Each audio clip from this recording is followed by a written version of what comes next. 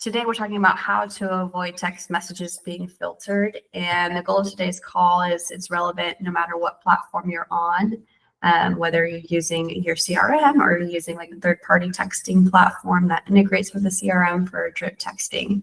So as I'm chatting, feel free to post questions in the chat of Google Meet, and I'll go ahead and get started.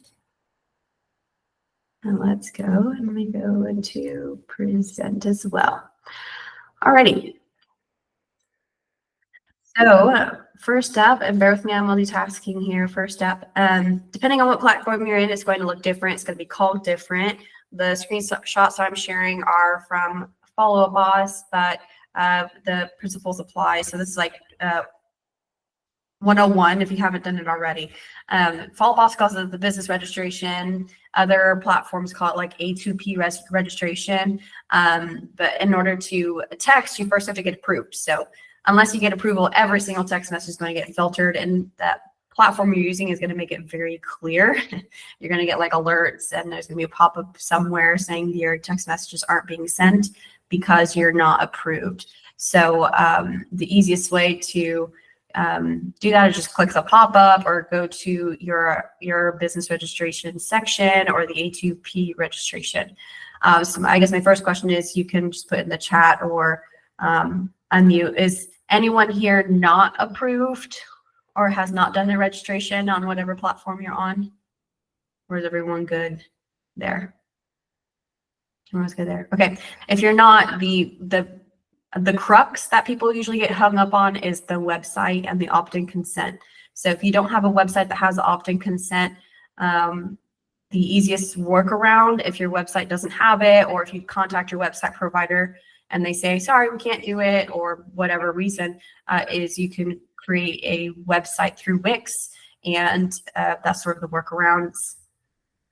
There's argument of whether or not it's ethical, but that's the workaround, is you can create a website through Wix and quickly add the opt-in consent there on your forms. Ours looks like this. We just have like this verbiage on every form on our website, and we had to submit our website with to where they could see that. It's like a TCPA requirement, and it kind of trickles down to the texting providers and trickles down to the CRMs. Okay, step 2.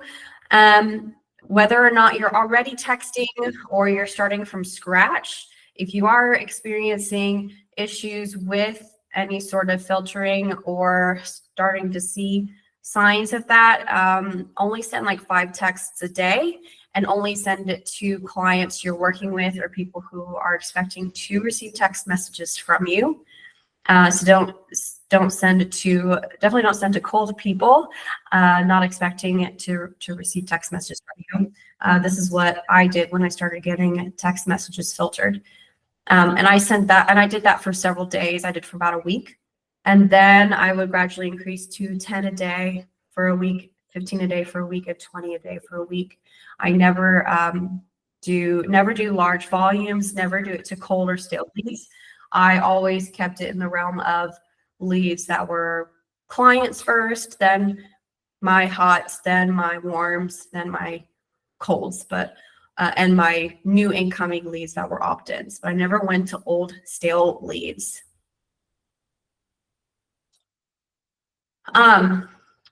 Whenever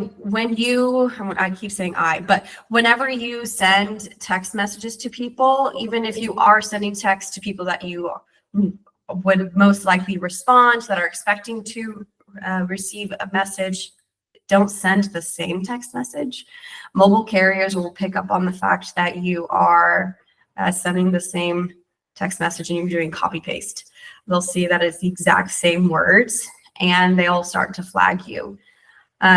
So you can do this just by simply changing a word or two in the text message. But once you start sending identical text messages and you're copying and pasting, you'll start to see a label, or you'll start to get a notification that the text messages are getting filtered. And the first thing for you to check is, well, am I sending the same text message to the same people? Because I realized this text works. So of course I want to use it for other people because I know it gets responses. Well, that's great. You have a text message or a text template that works. Just change a word or two every 2 times you send it. Personalize it a little bit every time. Otherwise, mobile carriers will catch up on that. So here's one example. I did a call with a client of ours. He creates a different text for each day.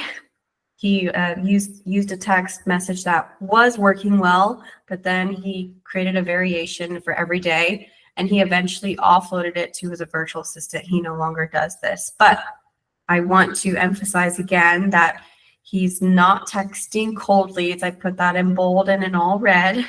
This is not to cold leads. He's only doing this for prospects that he's nurturing actively. He's only doing this for people he's actually spoken to on the phone. And he's only sending this to people that have told them their search criteria. So these are people that are very hot. They're just not clients that he's showing his homes to yet. And he's manually sending these text messages to leads with their personalized, that has to have a K, that have with their personalized search link.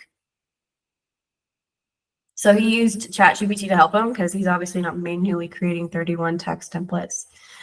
This is the prompt. It says, write me 31 engaging text templates with these custom fields that also include a call to action from, and then this is his name, Jim and Lori Hill Realtors. So he uses merge fields from his CRM. He uses Follow Boss, greeting time to personalize it, for contact first name. Here's an updated short list of homes we tailored to your search criteria. Custom search link. So this is a merge field in Follow Boss that he's put in the search link. So the reason why I emphasized not cold leads and only super hot leads is it's already risky to send text message to a lot of people. It's even riskier to send links. So he's only sending these links to his hottest leads that he's already having conversations with. Plus, this is why he's creating a different text that he sends each day. So because when you send a link in a text message, it is risky, but because of these safeguards he's put in place, because of the small audience group he's sending it to, because the fact that he's changing what the text says, he's avoiding getting his text messages filtered. So yes, he's sending a link, but he's doing all of those best practices. So once he puts that prompt in, ChatGPT spits back out 31 different text messages. After the 31 text messages are provided, it's going to spit out a very long list on the chat prompt. His virtual assistant then puts them into the CRM, in this case, Follow Boss, as 31 separate text templates in a folder. And they're named and labeled. So an example would be like 05, 09, 25 for the first one, 05, 10, 25, 05, 11, 25, so that each day of the month they know which one to use.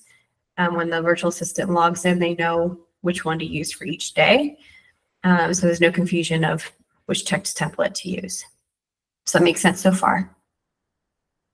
Okay, cool. And then they have a smart list. So they to filter out and segment who to use. So it's something as simple as filtering people based on stage. So stage equals hot, last communication equals more than 7 days ago, because he does it once a week. Phone is good, and you're off to the races. So he doesn't text these people once a day, every day. He does it once a week usually.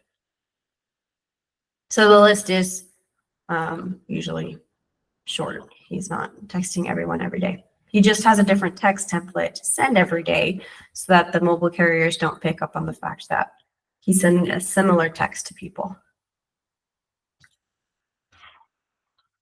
Some other tips, that was just one example of what you can do to help you create variations so that you're not sending the same text message over and over again. Some other ideas are focus on getting replies. Whenever you're sending text messages and you're building up and ramping up how many texts you're sending a day, because first you're sending 5, then you're sending 10, then you're sending 15. Focus on texts that are actually going to get people to respond. Once you start building up and sending more texts a day, if you're not getting responses, the mobile carriers are not going to like that. So just be mindful on if you're sending 5 a day, but then you're getting 0 responses, even if you're sending it to hot leads, then maybe don't ramp up yet. Maybe continue testing and stick at 5 a day and make sure you're sending text messages that are actually getting responses. And once you find a winner, quote unquote a winner, use that as a foundation to feed into ChatGPT to create variations of it. So typically I'll create one that asks a question. That's the simplest way to get a response, is create a text template that asks a question so you can get a response. The more responses you get, the better reputation and the better in graces you are with the mobile carriers.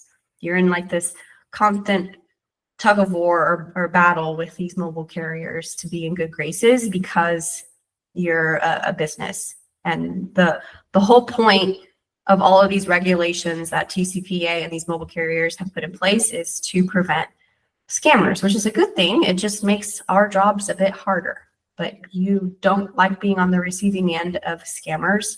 So that's why it's a little bit harder. A side note is there are conversations on Facebook mastermind groups, and not just in like if you use Follow Boss like I do, not just in that group, but in other groups saying, hey, can I just switch out my phone number? That used to be the easy fix, but not anymore. You can't just swap out your phone number because these mobile carriers, net business registration, grades you on your business level now. So you can change out your phone number 10 times, but once your reputation is hurt, it's hurt on the business level. So you can't just swap out your phone number and start over clean anymore. Your reputation remains your reputation like it is. You have to, that's why it's important to remain diligent and not just spam people and say, okay, today I really need more clients, so I'm going to send 100 texts to 100 people, but then once I destroy that phone number, I'm just going to get a new one. You can't do that anymore. So yeah, use the filters in your CRM to your advantage. Focus on another filter like last activity less than 14 days ago. Then you're finding the people who have been most recently engaged. Then and then you can sort the list by last activity, newest to oldest. Now you're finding people even more likely to respond and even more motivated. The more filters you use in your CRM, the more likely you are to get engagements and responses. Feel free to screenshot this. This is also being recorded, and I'll send you the recording after the fact. But here are some example text messages that you can test out and then save later, depending on the type of lead that they are. But all of these, you can see they ask a question. But you'll also see a theme for compliance. So we use the first name for personalization, but we also say who you are, especially whenever it's like a follow-up or an initial text message. So we say, like, this is Elena with ABC Realty. We do that for compliance reasons. When you don't include your name and your company name, mobile carriers start to flag you. You have to put in who you are for compliance reasons. If it's a property inquiry or a buyer lead, we put in the source name if you can. If you can use that as a merge field, or sometimes we manually type it in if the source name is a wacky thing. So like sometimes source name might say Ylopo. You're obviously not going to say from Ylopo. You're going to manually type in your website there. Regarding a home for sale, or you can use the merge field if it would work. Another theme you'll see here is we have that opt out. If you'd rather I don't text you, just tell me to stop. What's the most important here is the word stop. That's what mobile carriers look for. There's really no way around that word. That's the word they look for, and there's no other word you can use. There's no other word you can use to trick the mobile carriers into making them think that you're compliant and you're giving people an out. There used to be, but now there's no other word around it. You have to use the word stop. What I'm doing here, though, is I'm putting it in the middle of the text message instead of the end, so that it's not the very last thing that people see. Because when it's the last thing people see, it's more of a knee-jerk reaction, and they just do it because it's the last thing people read. And that's what their eyes gravitate towards too. So when it makes sense, because the text message is multiple sentences, I'm putting it in the middle of the text message instead of the end. And you only need this opt-out sentence when it's the beginning of a text, or not, is the first text message you're sending, or if it's a follow-up text message. If it's in the middle of a conversation, you don't need it. But once it's been more than 30 days, you do have to have that opt-out sentence. And that's something that we learned the hard way personally, and with our clients. They were starting to get notices from Twilio, which is the texting provider for pretty much almost anybody using any CRM. Twilio is the backend provider. They were sending notices saying, hey, we've suspended your account. You've sent too many people, too many text messages without the opt-out sentence, without the word stop. And it's been more than, whenever it's been more than 30 days. So when you're sending a text message, see if it's been more than 30 days since the last one you've sent, without the opt-out sentence. Unfortunately, it used to be best practice, and then overnight, all of a sudden, they changed it to required.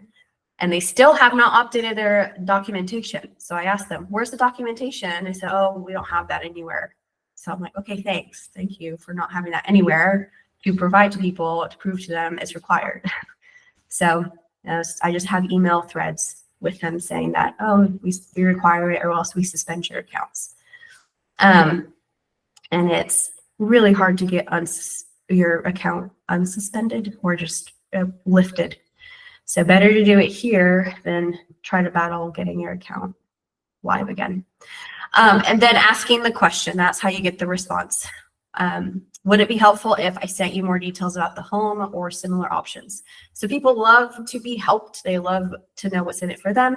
So we've gotten some positive responses to that question. For a follow-up, people like to feel like you understand them. So saying something like, buying a home can be overwhelming, or if it's a seller, selling a home can be overwhelming. Would it help if we connected over the phone about your questions? A new seller, again, would it be helpful if we scheduled a call to go over your questions? Just some examples there.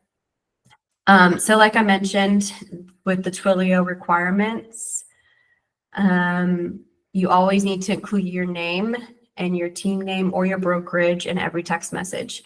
Whether or not you need to include your brokerage just depends on your local regulations and your brokerage requirements. Some brokerages require putting in your brokerage name, some do not. So that just depends on your specific local and brokerage requirements there, if you need to include both your team name and your brokerage or not. And again, the clear opt-out. You can think of it as whenever you're sending drip campaign emails and newsletters, those have already included the unsubscribe button.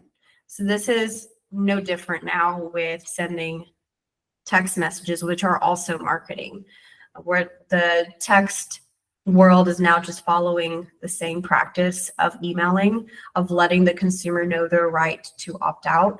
Just like they already knew their right to unsubscribe from emails, they now have the right to unsubscribe from text messages. They're just doing it via the word stop. The next thing, which is what I see all the time get posted on Facebook groups, like if you're the Follow Boss group, of why did my text message get filtered? A lot of times it's because of a specific word in a text message, and then the person trying to send a text message immediately afterward again. So avoid spam trigger words, or sometimes it's not a single word, but it's a combination of words used together. So here are some examples, and some of them are hard. like if a lender is speaking to a client about lowering your monthly payment, using those 3 words together might trigger the filtering. So loan officers are going to have a harder time here because they're the ones that usually use these combinations of phrases when they're talking about income. So best to just talk about these conversations over a phone call instead of over text message.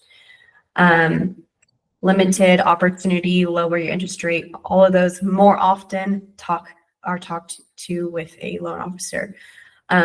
Offer or cash offer, if you get those types of leads, they're 100% guaranteed. Those are going to get filtered. It happened to us every time. So if you're wondering if you get the notification gets filtered, just look at the words you're using. It may likely be a spam trigger word. And then if you think, okay, well, let me just test out and reword the text, you can, but I would recommend wait at least 20 minutes before you try again. Because if you try again and then it gets filtered again, don't assume it's because of the word. Assume it's because you sent it too soon after. Because then if you send too soon after again and again, you're just hurting yourself more and more, and you're digging yourself further and further.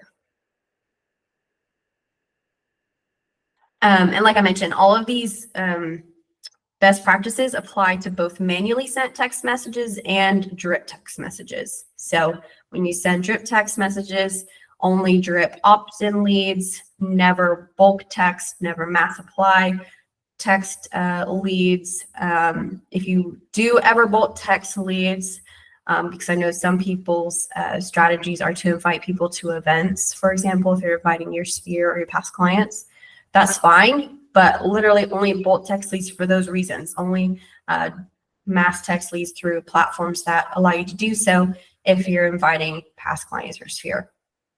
And you want to prioritize engagement over quantity. So always evaluate the content of your text message versus just trying to send a bunch of text messages.